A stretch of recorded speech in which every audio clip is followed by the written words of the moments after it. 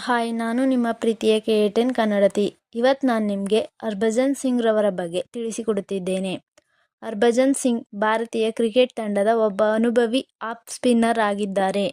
1990ರ ದಶಕದ ಕೊನೆಯಲ್ಲಿ ಅಂತಾರಾಷ್ಟ್ರೀಯ ಕ್ರಿಕೆಟ್ಗೆ ಪದಾರ್ಪಣೆ ಮಾಡಿದ ಇವರು 2001ರಲ್ಲಿ ಆಸ್ಟ್ರೇಲಿಯಾ ವಿರುದ್ಧ ಟೆಸ್ಟ್ ಸರಣಿಯಲ್ಲಿ 37 ವಿಕೆಟ್ಗಳನ್ನು ಪಡೆದು ಗಮನ ಸೆಳೆದರು.